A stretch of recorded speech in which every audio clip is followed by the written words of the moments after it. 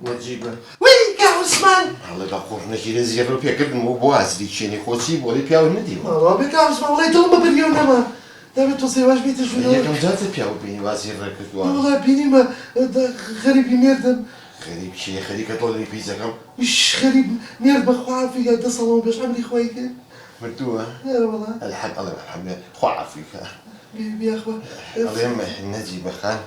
هو مشغول شيت والله تشاش لي انا انت ود انا نشي من بوليني اي من تموتشي انا وانا خوم لي انا ايدي بدلي فري بانيك انا ديليفري بوتشي وانا خوم خوات ما خليش خواتنا والله بويك شد هات مزيات ما بس تنبو طوبي حوز مرانا وزي ايه كلا توكم لقلا كديت دا سوبلت بيني هيني زور مو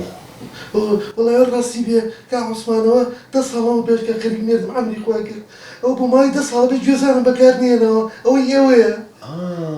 جوزان بكارني انا يا بديل هي شي بديلك ايه شيله بشيله بابا شيله لي ايت ولا بريكو يرجع رايك شو يكتب ازاري وطواو وي بخبز ولا شي انا اشتيك هنا يا شيخ شي تدا بديل هي اشتيك هنا يا شيخ شي دارو شي هو دارو شي هو فيني كل دواري اللي ايه بخوال هرشي مو يبيو بلا ألف وتايا همو يلي كاكو كاع عثمان بخواو كابا تور توازن بما ما تشتكم لنا تشتي عثمان تشي بولي بس هاي لازم والله يسال حزكم ما شاء الله اللي بيزوجوا عني لازم كاع عثمان نبغي شي بوا قرقرتوا أزاني شنو من هالخوم كميين هابي نهديك تمرو جامعة من هالبيع بيشو توراقي تدواوا لازم بخوا برا بني وكلا تادي ولا كذبم لازم كاع عثمان قرقرتوا بوا تشي نعرض نعيش من طبيعتهم هاي أزاني شون من حزمك بلد بينيت بلد كل هيك ما زلت حاليا لبلد الجاي وثاني حريك كريكة وتشوى بيروا احترام خوك شي وكاع عثمان بوا صوريته لازم جملة دني بلا وطول له سقف وجمعة بيبويا انا كسيديني وجو خوتها زنقيتها كاع عثمان كاع عثمان وازغي بعد تشتغل يعني لا تتوقعها لازم كاع عثمان أزاني شو من شو بيش خوتن حزق ميكي هيك قاعدة موقع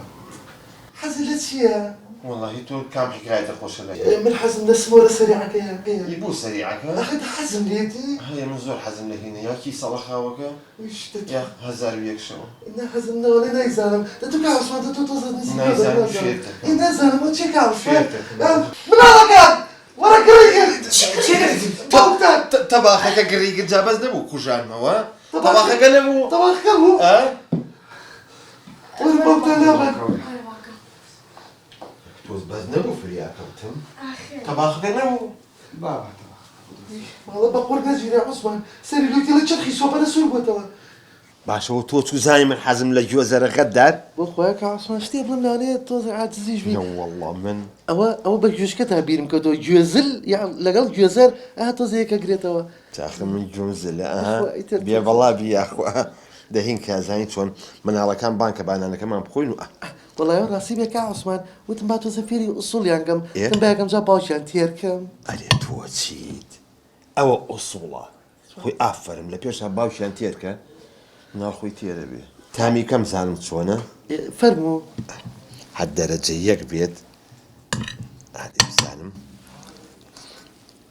شو بك عثمان بطلتها زور درجه ياك اليوم تودس تاو زوزو خوشا وتم يدك ايش الموضوع خوا فيك على دس الله ما بيش على من نجيب خان جا تو بيدرو انه كذا تو مقصد مثلا شوكي ايش مالا ابي برسايزو احراجيكي اخذ فرضنا دانيك هات خواز بيني اوا دريجيتي سوتاري اوا تو تشاوشي نختي سير وتابو بوشي بيناكي مالا بقول نجيب لك خوم مواصفاتك خذ لرونا ولا مو من دنا انا كم خودي زو خوشا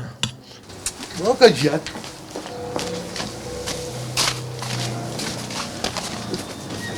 السلام عليكم تشاو عليك ورمتولك في نباني ومالنيا حالنيا يباك والله خير ياري كردم ياري ما باش كورم ياري شودي تلو 5 دقيقة بهم ساعاتونيك تو 10 ساعات الروج تويت بخوات بوين طازه كدينو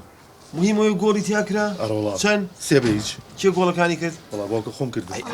والله افرم بالله بس اخر باك والله كان خوم انا كرد عمر النمن ابو خاطري فيها كم مره والله باشا هاتي ورا بشر سيق والله خوكي اي موقفي مدربك تجيبو والله هیچ موقفی شنو يعني تي اخر بي باقي جلد لي ابا بلا بدي ابو خسخانه هل ليك نقولوا شلون جلد لينا لا يا حول ولا قوة. شلون جلد لي ورا سيق والله خو اي بخير من خاطري بي ترو ناوني رابو دو قول يتربي بلانش كات تاشيدم بله الله مباوك اليوم راح كنا نموتوكو ما حد بيبومن والله خولا تهرنا هاتي تو بو باوك شنو انا ابو كرم حود انا ابو الحوت اخوان انا بابا خو من مانغانيم دواني او دوانه خواديانو بينجكيت لي خو حد بينجي اخوان اه انت كاكا مبوها قرقرتو بوشن بس ادب سس ماضي ايه وش بقور قد نا ابو نجيبتان اذن باها على الاقل اذن تان باها واباشتر اخ باوك هيك دقت درقا دبرو ام حتي وزيلا بنا موسم بكرتي درقا كنوجنا سي ما عرف فهمني ما بلاد بخير بفهمني باكل مالا لا باوك ما ونيا لا وين يا باوك شي كرم وين الا مال بقول انا هذا ايش انا مالك وين كرم اما باوكي تشفياوي اما يكي دانس جا خوي جا اما تشباوكي السلام عليكم اي بخير شلوني ماما اسمعني شلوني ارازيا نخواف زاد باوكت شلونه شكون باشا نخواف زاد زور باشا يا اخوا باش نجا وتشي بزانم كاغا عثمان بريانه كيف اطلبوا برياني وش اشحال محلبي ما لقلانات ولا مطعمي ايوه هاوي ايرا والله لا مطعمي مواد بلو استيبا منها ايوه يا ناتان يا سامر بوتي هاتوي والله ولا حسابك ابوكم انت في عند زاير ما ولا بر حرام حلالي برو بيعنده اوش بينزل دسو تشاو ده توبر بروم برو امريكا سلام لباوتا عليكم السلام دبر اخو حافظي جالن باوك تبقى من بور رنكا ما باوك بور كاكا عثمان جازين شي باوك شنا بازي عمر النمينيات باشا ايوه عيبنا كان دانا وشين اري دانا فتين هلا برخاتي افرت اني يبن ماليا قلت من ليك بين تجيبه ها بالله باوك رمجوان جماعه شنا بازي عمر النمينيا باشا جو بقرن بو معلومات تان بيجري الشكل بشكينا من اوجنا هرهينا ده والله دبو معلومات تان نقهر دو قازم خو مني ويجس من ترهيماته اخيش الزاني وميزالاني شم طوافي ودانا وبكاكم بس اويك شوين مصاغ ما وتوانيه بس كلمه بس ابي ايش هر ترهيميتي كبير بالله دبينا مات كورنا والله كلا اخ او كرو كلا الرقتي